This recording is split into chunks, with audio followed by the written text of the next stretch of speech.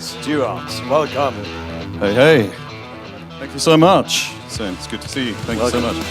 Oh, it's amazing to be here. Thank you for lasting this long. I am acutely aware that I am the man standing between you and cocktails right now, so we're going to try and make this as interesting as is humanly possible.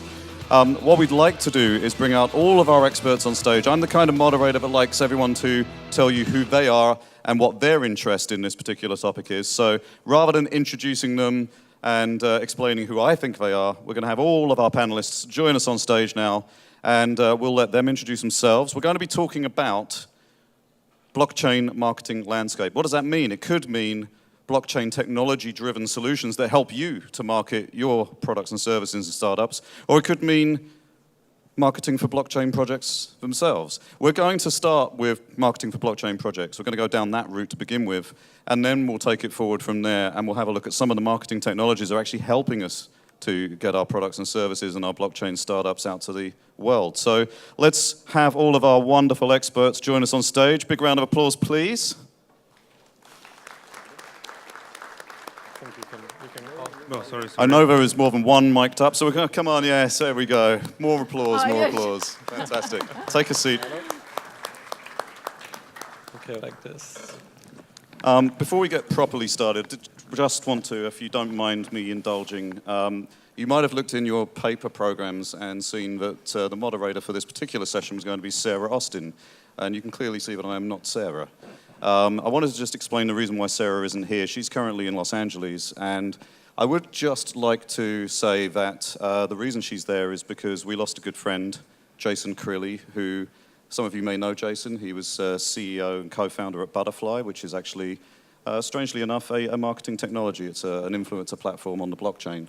And Jason is now no longer with us. He passed away, unfortunately, very young. I would like to just, for a few seconds, if you'd like to give Mr. Jason Crilly a round of applause, please.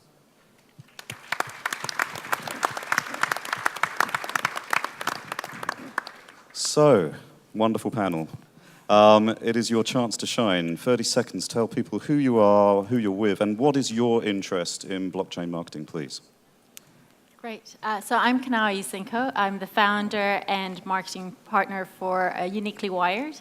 We basically are an agency that helps startups and ICOs help them basically get clarity in their identity and what is it that they're passionate about in terms of what ICO they're wanting to take to market, and how does that translate therefore then to their brand identity, to their website, to their white paper, to their marketing material, a video explainer, and then eventually PR and marketing.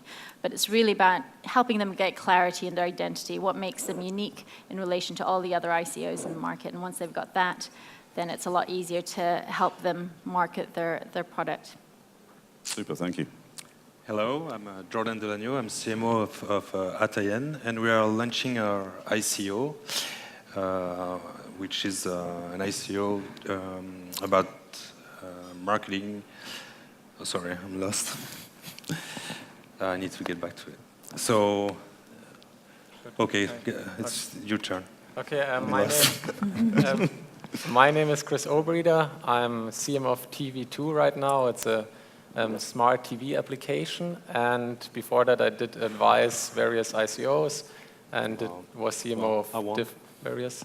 And now basically the marketing technology for me is really interesting in terms of like how to market an ICO, and that's my main interest there. Yeah, maybe now. Hello, my name is Gauthier. I'm CEO of ATAYEN, that's Jordan DELAGNAU, and we make third-party application for Facebook to help promote Facebook page. And now we are running an ICO token to help marketers to find a publisher and running ad on internet. Thank you. What's up, guys? My name's AMEER ROSIC. I'm a serial tech entrepreneur. I've been in the marketing space for 10 years, growth hacker, e-commerce. I run BlockGeeks, co-founder of BlockGeeks. We're the world's biggest online trainer of blockchain developers, also investor. And my interest in marketing is, I think everyone's doing it wrong. Excellent. We'd like to start with a controversial point. So you're going to be the Simon Cowell of the panel, right? Excellent. Good, good. It's good that you're furthest away from me. It takes me longer to get to you. So let's start the story. I mean, we actually are in a very interesting place when it comes to marketing ICOs or just blockchain projects in general right now in 2018. Everything has changed in the last year. We're not allowed to advertise on Facebook, on Twitter, on Google. Even MailChimp has said that you can't use their service for this purpose. Now, that leads a lot of people, I think, maybe in the audience here, to ask the question, what on earth do we do and how do we get started? I mean, what are some of the things that still work and what should people be aiming towards? What should be the goal for ICO marketing? I always start with the foundations because at the end of the day, the marketing part is really the end kind of game in terms of communications. But you've really got to start with the foundations, which is making sure, again, you've got very clear messaging. So making sure your proposition, you're very clear on how that solves a particular problem, what value it adds. And to your point, it's not just about raising cash. And I think we talked about some of those discussions at the back. It's not just about raising cash and doing an IPO. It's really got to make some change in the world in a positive way. It's got to solve a particular problem. The technology's got to be very strong. There's got to be a robust business plan. So those are the things that are foundations before you kind of think about what communication channels you've got. Because once you've got the foundations done, then you've got a story in terms of what your actual proposition is to market. And once you've got that story, then it's very natural on how you actually then sell that. So then you can become creative and find out where your community's based, where the events are relevant for you, once you've got that story and proposition, and then you can then take that to market from there. Some people might suggest that the words robust business plan and blockchain project are, interesting bedfellows. How realistic is that? Well, yeah, it's one of those things where I don't know if anybody watched the main stage talk. I think it was Professor David. He talked about basically community, and it's beyond just building a kind of business. It's actually seeing how you can serve and help community solve a problem, because technology innovates, and we've kind of had. We're all of the age that we've enjoyed the experience of technology. We all have mobile phones. We now all have social media. But it's now really enabling how can it make people's lives better. And if you can solve that, then that becomes useful. Then the business flourishes as a result of that. So that is what really makes a good, robust business plan. It's really, is it solving something that actually is going to add value into people's lives? Is it going to add value in terms of other businesses, for example? Is it going to streamline their processes? Is it going to make it efficient? Is it going to help them get more customers? Those are the kind of core things. So it's the foundations and the fundamentals rather than, as you say, absolutely right, the keywords and the buzzwords of these things. Excellent. So the breaking news there is don't make a product like Juicero. Sure. What's your view? So yeah, I'm a CMO. So I'm Jordan. I'm CMO of ATAYEN. I'm going to go back. I need to introduce myself. So I take care of the marketing right now. And we just started the ICO when everything started to come down, like MailChimp and Google and all that happened at the same time 2 months ago. So we're trying to be original, but it's tough. So right now we really have to focus on listing and community. Like you said, community is very important, but first you have to be known. So the main thing is listing.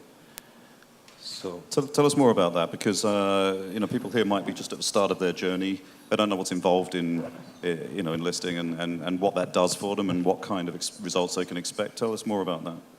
Well, right now we're only listed on because you need to pay first to be listed. So that's an issue, but I mean,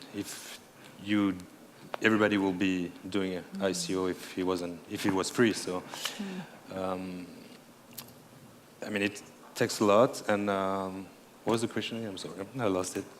So what's the benefit of it? What are they getting from? Well, that just brings audience to us. It brings to the world, and people, I mean, they trust listing depending on which list it is. So, I mean, it helps a lot. If you have bad grades, nobody will come to your page. So, I think right now you have to have above 4 or 5 on different things. Otherwise, nobody invests in your ICO. Tell us about some of the first steps from your point of view. And just touching on that point as well, how important is trust in all of this as far as building the community is concerned? Yeah, definitely. Like, I agree on the community part for sure. I think community is like one of the main things there.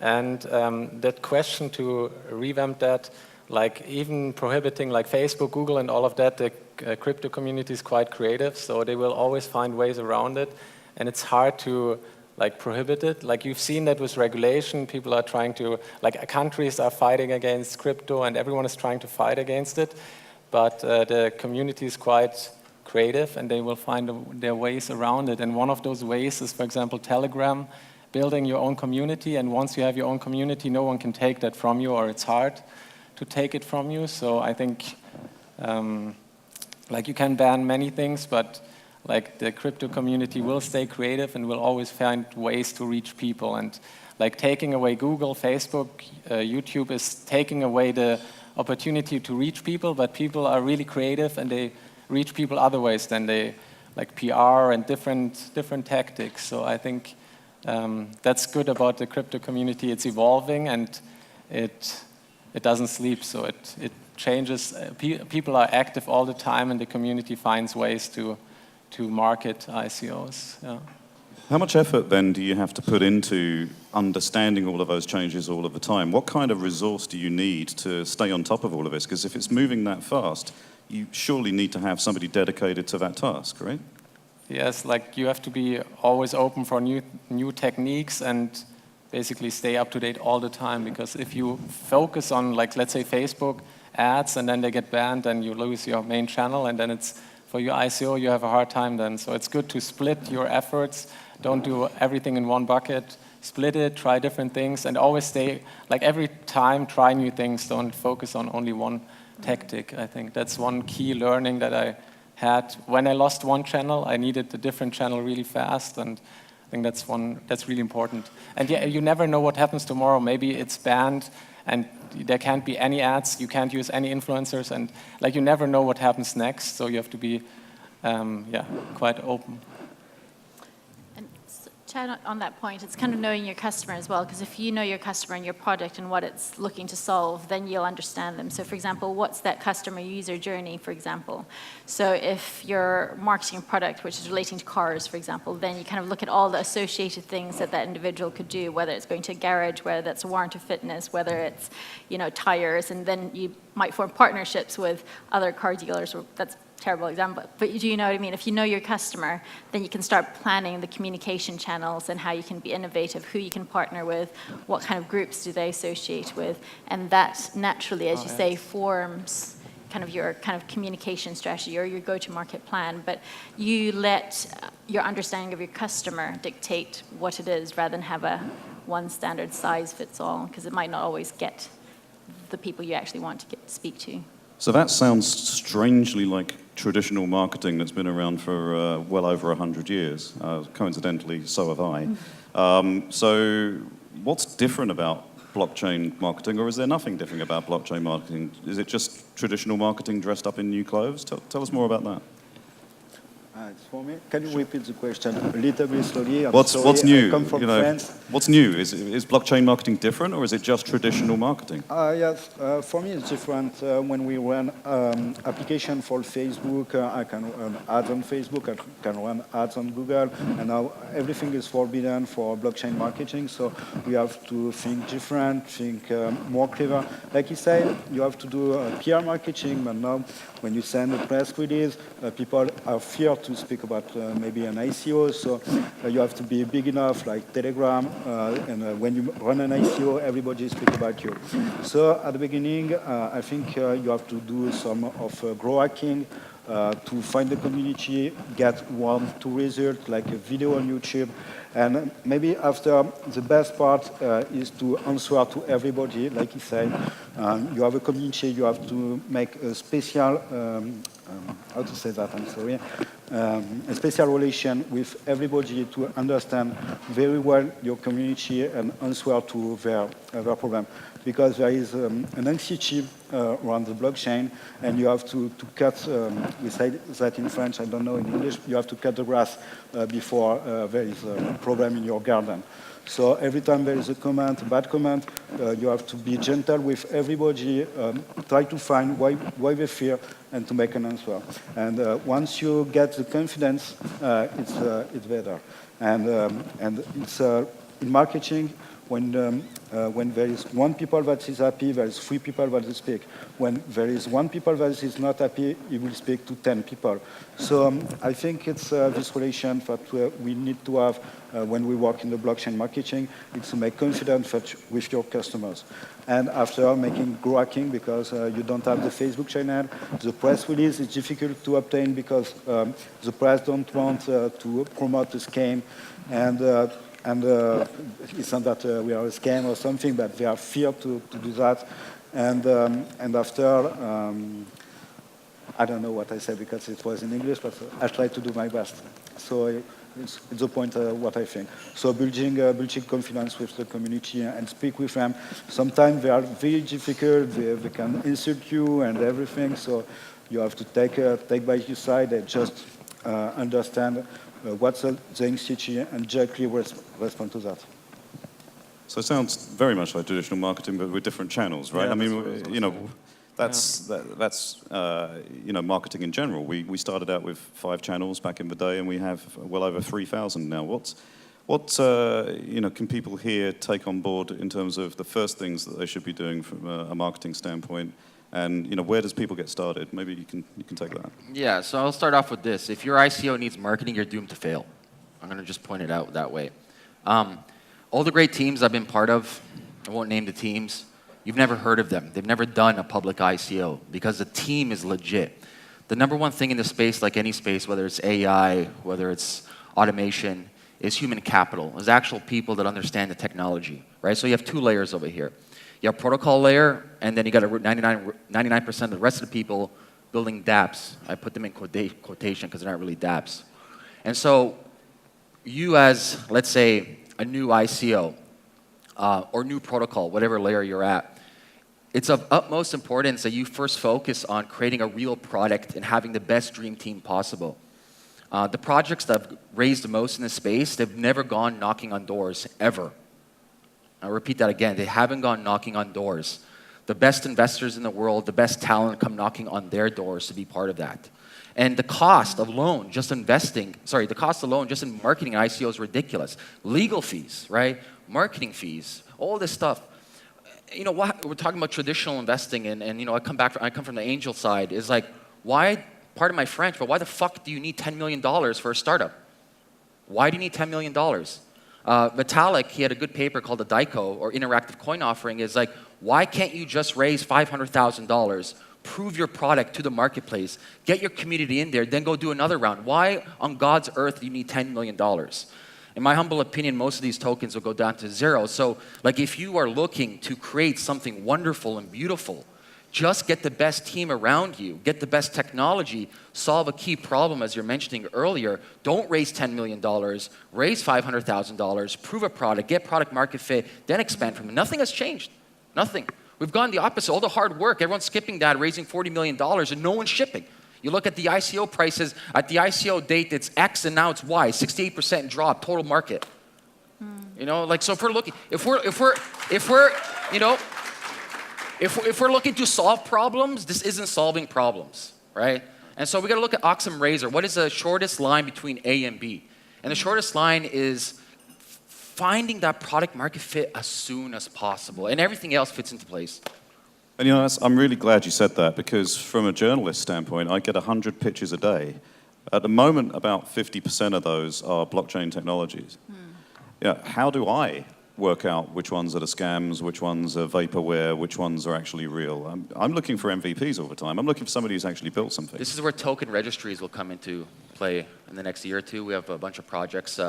Ryan formerly worked with CoinDesk, I think, one of the former co-founders as well. He's running Masari. It's a really good syndication. It's going to be a token registry soon. So I think within the next year or two, we're going to have crowdsourced token registries, where you're going to see a crowdsource of people all around the world, different experts, experts in protocol layers, experts in data development, experts in investing, experts in marketing, coming together and crowdsourcing legitimate data of, is this company, I won't even call it an ICO, is this company legit to even talk to them? Until that comes along, you know, putting a great team together is one thing, but putting a great team together and having them in a vacuum is no use at all. You've still got to tell people you've got a great team. Sure. And convince them of that. Sure. Yeah. How do we do that? I mean, you know, what's your sense of building that trust and actually getting that out to the market? Because you've still got to tell everybody about something, otherwise you're in a vacuum, you're in a bubble. Absolutely. Yeah, and actually, to bridge kind of your point before, what has changed. I think the thing that has changed in terms of ICO and blockchain marketing is there's a lot more transparency.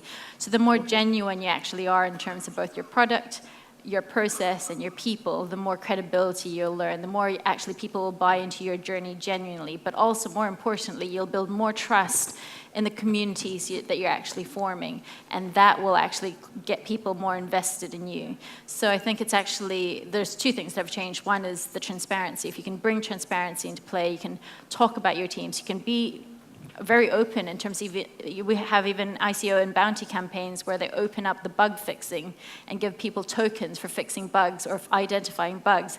And that's, I suppose, slightly different in terms of the traditional marketing. We actually involve the people you're trying to solve the problem for into your community, get them involved in the process, then they're much more bought in. That's so needed. And Sorry be to part interject. 46% of smart contracts are vulnerable.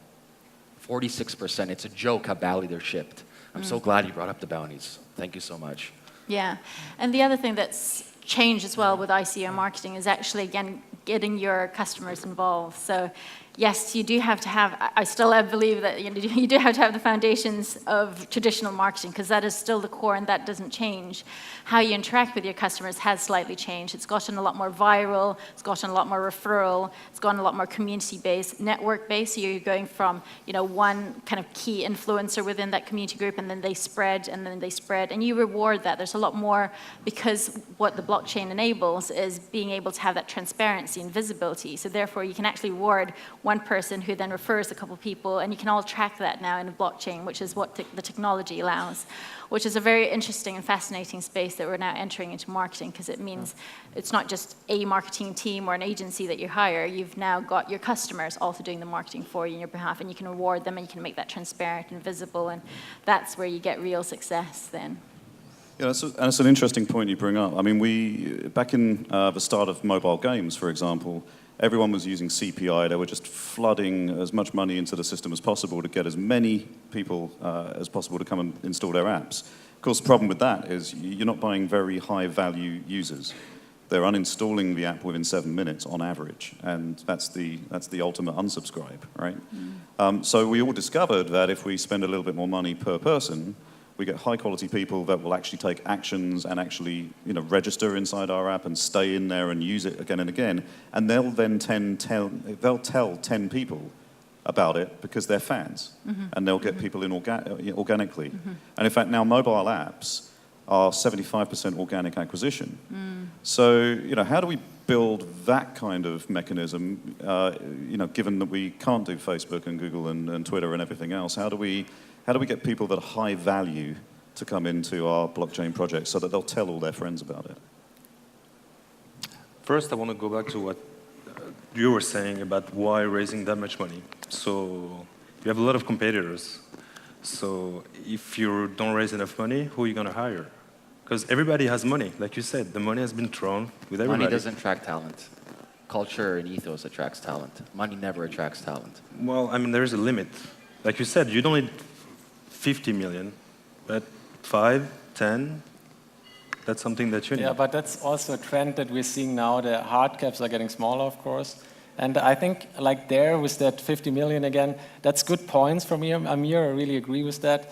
Like we have different opinions about some things, but in general, like also for journalists, like Stewart, I think it's hard. Like it's interesting because they're, like the ICO space is used to buy articles and things like that. So a lot of things are bought. Like a lot is bought, kind of, and that's. But what are the choice you have? That's, I mean, what? You have to buy it. Well, what else is available? The choice you have is to have some actual hard news and talk to real journalists. My mailbox is full of people. I think the story is often lost because people, like in the ICO space, you have to buy a lot, and it would be better if it's not so flooded with cash, so people are not used to buy everything. So like articles or something, I feel like should still be more based on story and team and everything, less on like how much, who you pay, like you pay like 2 Ether for that and 2 Ether for that. Like money, the ecosystem is used that so much money is coming in and then it's going into the ecosystem, back into the ecosystem. And that's, I think, problem. Yeah, but that's that's I think. What's the #1 purpose of any business? Is user acquisition, right? You want users on a daily basis. Okay, I'm going to ask this question. How many of you here have put some money in some ICO? Just raise your hand. All right, we got like 30% of the audience. Now be honest with me. How many of you actually use a token for that purpose on a daily basis? You wake up like, yes, I'm using this. Nobody. There you go. Yeah. So even the people who are investing in your ICO that you claim to be your users, they're not your users. They're speculators. It's a big difference, massive difference. Yeah, I mean, that's a little bit like when we used to launch products on beta list. You remember that? You know, you'd put your listing up on beta list and you'd get flooded with 5,000 people who were going to test your product. They weren't. They just wanted the product for free. Of course. They actually gave you zero feedback. You'd have 5,000 users and nothing to base a hypothesis on to pivot your product to make it right for them because you couldn't get any feedback from them. I have to answer to him. Okay, so nobody investor used the token for the purpose it was defined for. I'm okay with that. So you say you need a token to be used by the investor. But people that buy the token now... It doesn't have to be used by the investor. I'm talking about used by the actual users. By the end user, so now we are in the situation, early stage of the ICO, early stage of the token utility, and to bring a community that will use your token, it will take time. For company to understand that they want to use cryptocurrency for the purpose, for the marketing purpose, or for the reservation purpose, or for anything. So at this step, the participants are buyers that expect that the token will grow in the future, that will take a part of the market. So now, me, I have a good team. We have projects, live projects on Facebook, and we bring 1 million users that use our Facebook page that represents 4 million page, and I have a lot of difficulty to bring the same amount of users on our platform. We make a little wallet. It's like a PayPal. There is no graph. It's idiot-proof wallet. You can send cryptocurrency just by an email, and the guy that received don't need to have Ethereum wallet at this point. So it's very idiot-proof. We delete a lot of points. A lot of steps, so you subscribe just with Facebook.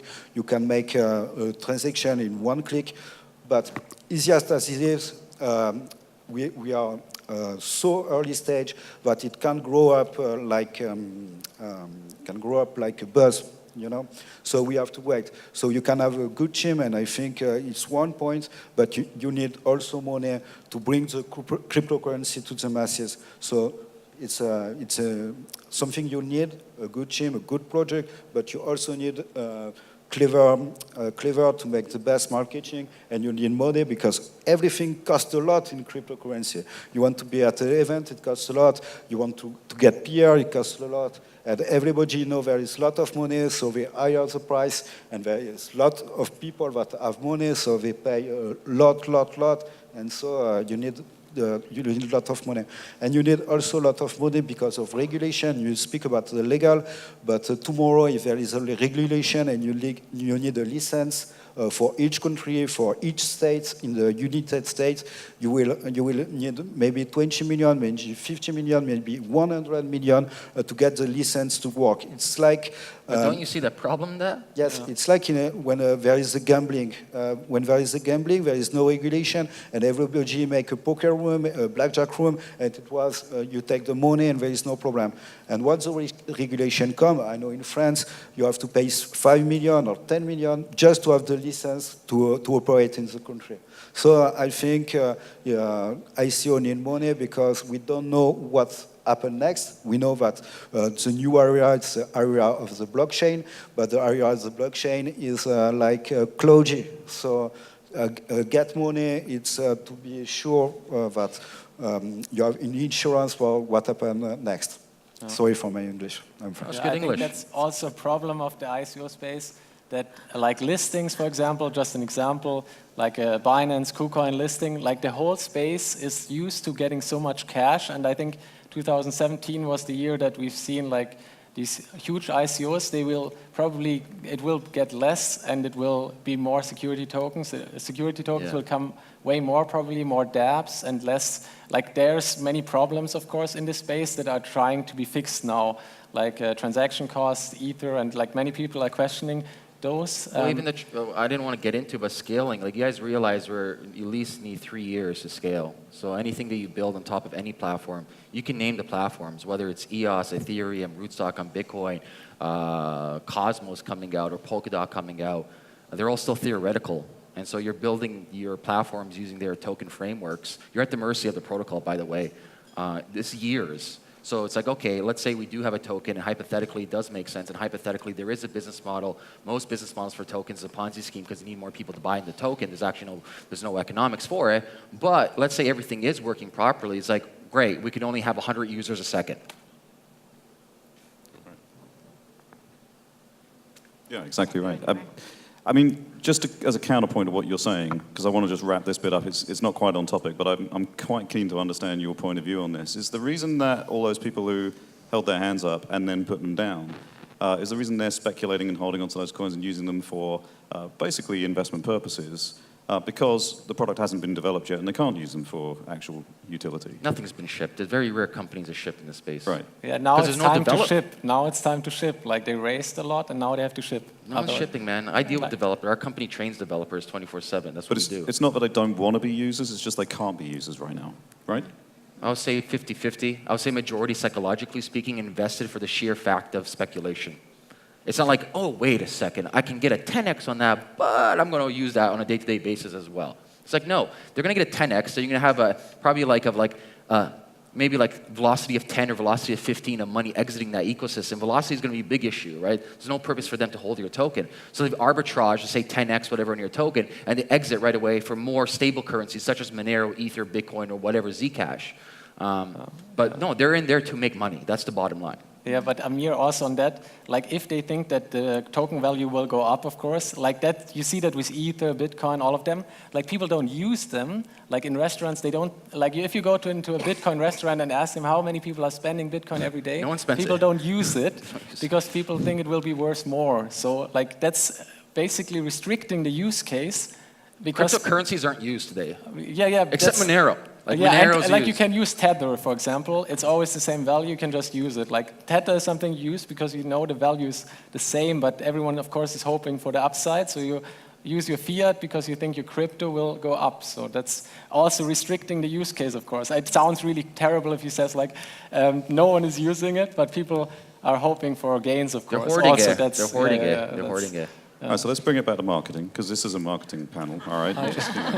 Just FYI. So look, it sounds like if we're going to go forward, we've got to think of some really interesting ways to acquire users. That is the most important thing. If we're advocating for less money in the ecosystem, then we've got to find really interesting free ways to get people to come and play around with our product and actually be users and not just invest. So, you know, very quickly, so we can leave a little bit of time for questions, because I'm sure there are some from this wonderful audience. That was a prompt to think of your questions, by the way. So, very quickly, what is the number one thing in your mind that people can do that won't cost them anything, or it's going to at least be cheap, that is going to help them with user acquisition right now? Get them involved in terms of refining, defining, communicating, spreading your product. If you get your users involved, they'll become your marketing team, but they'll also help you refine your product well. They'll give you feedback, what works, what not, and therefore you're also being economical in terms of your build, but therefore they actually feel involved, as I mentioned before. They feel involved with your product, then they can take it forward, and then they'll invite people because they're already invested in it. So get them involved. What's your tip? To have a good project. I mean, if you have a good project, it will come naturally, people. Otherwise, if your project is not good, you need a lot of money. But if your project is good, I mean, we see, we've been seeing people coming to us and being in the community, and we didn't have to pay them. So It's about the project, and like you said, the project, the team, and everything. But I mean, a tip to you need money a little bit. So just shout with a big megaphone from the roof. Got it. Next. Yeah, I guess I agree, definitely. Like, it's kind of like going back into the days, it's like back to the roots, building your MVP. It's like what you learn in business school, like build your MVP, build it for the people, build it with them. But then I think right now, like, the space is adjusting, so smaller rounds and all of that, it's adjusting. People will have to do more themselves, so it's community building. That's hard work. You do it yourself. You don't buy everything, but you do it more yourself, hands-on. And then also PR is more like work. PR is work, and it's not like buying it usually. So it's more like you think about your story, you think about everything, and then I think it's more like putting work into it and not buying it, and yeah, focus on community. And then like it's MVP is like probably people have done that for apps, for websites, for everything, and blockchain is no different than that. So yeah. Yeah. Can you repeat the question, because you speak fast and. I'm sorry for my English. I'm British. So. Yes, it's why. Because when I speak with a British, I never understand. You have an accent and you make no effort for the foreigners. It's a French-British thing. Je suis désolé, je ne peux pas penser avec aisance, monsieur. You speak a very good French. Yeah, bien sûr. So, what is your... thank you. I've got a big fan right there. Thank you. So what is your number one tip for like free marketing? How are we going to get these users if we're not going to spend money? I have one in mind that I do when I make the application for Facebook, but I will not say here. But the second one is to build confidence with your community, so to always speak with them and fit with what they expect from you.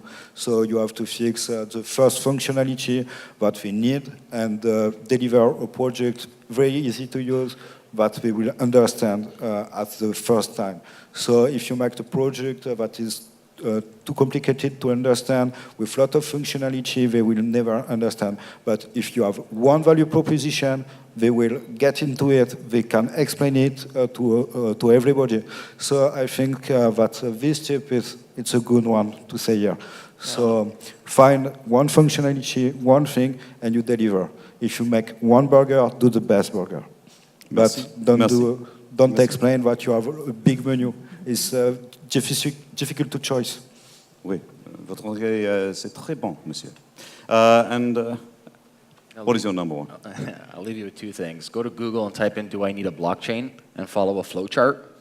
99% of the time, you won't need a blockchain. So there you go. And then number two, if you do need a blockchain, MVP. Like actually ship a product the users use.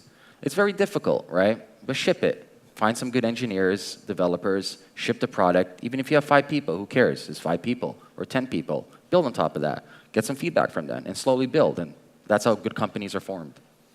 Perfect. Thank you so much. I want to open this up to audience questions. Now, we have a very soft cube that we're going to throw at your face. Please catch it with your hands. Don't catch it with your face. Where is the cube, please? It is right here. Super. We have a gentleman right here. The big lumpy bit on the top. Yeah. Speak straight into that.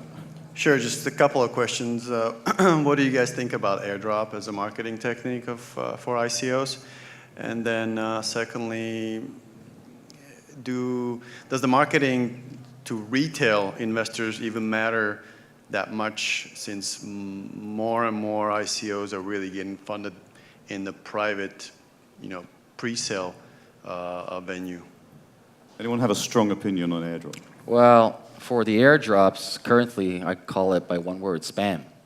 There's a million of them every day. I never check my wallet or my addresses. I don't care. No one cares. It used to be okay, and I think the whole idea of carpet bombing is ridiculous. Not to mention all different issues with gas fees and claiming the addresses and et cetera, et cetera. As your point for investors, it all depends on what is the token economics, what's the use case of your token, the legalities of it, is an actual business model for it, is it a foundation versus private, is it a decentralized app versus private app, et cetera, et cetera. And so the majority of reasons why everyone's going private right now is one simple reason, legal. That's it. They're keeping it safe.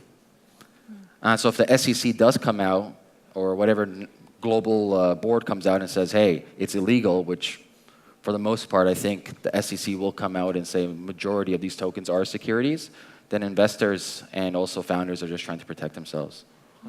Yeah, I think it's shifting to the pre-sale definitely, and regulations. If they come, then everyone will have to do the pre-sales. It will be all about pre-sales.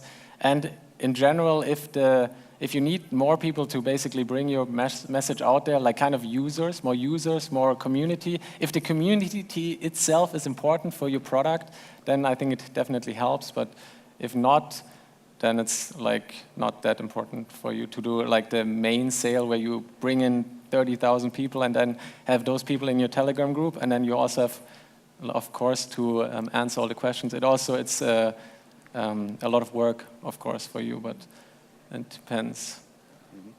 Yeah, it's a similar point. It really depends on your product. So if you've got, I suppose, an enterprise-to-enterprise blockchain solution, then you don't need so many users to actually use your product. You predominantly need businesses to use your product. So therefore, you're much better off investing your time, energy, and resources on a private sale. But if your blockchain solution is something that is more for the end consumer, as in the wider public, then absolutely, definitely use that as marketing. Because not only will you get investment from them, which means, again, that whole concept, they'll use it, they'll tell other people to use it because they're invested in it, but also it starts your marketing process in terms of your spread in terms of marketing campaigns. So it does depend on whether you're enterprise or you're going for the end consumer. Excellent, thank you very much. Wonderful question, thank you. Now, for a British person, I'm strangely German and I like to be incredibly efficient and bang on time. So we don't unfortunately have time for another question on this particular panel, but I'm sure you can find us all online and ask us questions on various social networks. If you're a Snapchat user, please use that. It will increase their share price. They need that from you right now. But for now, thank you to our amazing panel. Please give them all a warm round of applause. And thank you to all of you. You got through day one. We've really only just started. I'm sure there is very, very much alcohol ahead. Please drink responsibly. Thank you, ladies and gentlemen. So, thank you, Stuart. Thank you. Thank you.